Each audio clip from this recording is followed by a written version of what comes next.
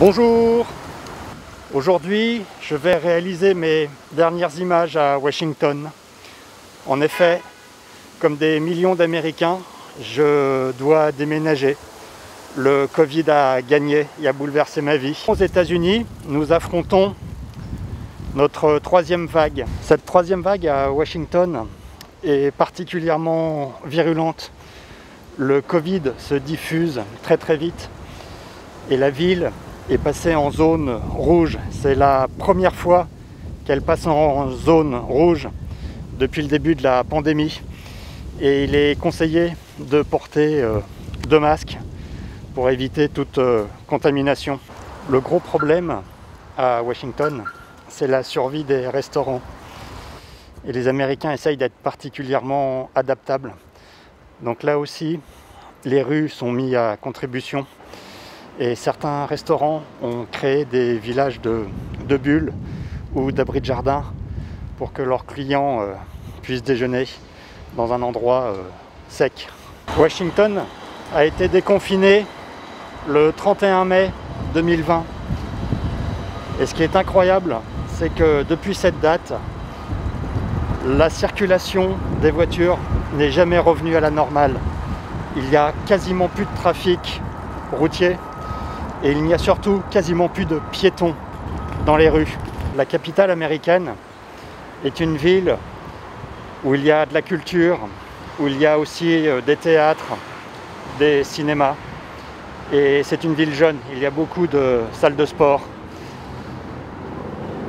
Et là aussi, depuis le 31 mai, les salles de sport, les théâtres, les cinémas, les musées n'ont jamais réouvert. En plus du Covid, il y a eu les violences au printemps après l'histoire de George Floyd. Et beaucoup de devantures de magasins ont mis des panneaux en bois. Et ces panneaux sont restés. Là aussi, il y a eu énormément de faillites. Nous sommes le 1er décembre. Et d'habitude, aux États-Unis, après le Thanksgiving, la dynamique de Noël se met très vite en route avec les décorations et énormément de gens dans les rues pour commencer à faire les achats de Noël. Et là, je crois que cette année, ça va être un peu compliqué et que les achats de Noël vont se faire par Internet. Nous sommes sur la très célèbre Black Lives Matter Plaza. Et cette rue de Washington est devenue quasiment un lieu de pèlerinage pour les Américains et surtout pour la communauté afro-américaine. Et là aussi, on sent que le Covid est passé. Cette rue est totalement déserte, alors qu'il y a quelques semaines encore, il y avait beaucoup de gens qui protestaient. Et là, c'est vide. Quand on a la chance de discuter avec des êtres humains en 3D, physiquement, beaucoup d'Américains commencent à parler de reconstruction. L'idée de sauver ce qu'il y a sauvé de l'économie américaine dans certaines villes ou certains États commence à être abandonné.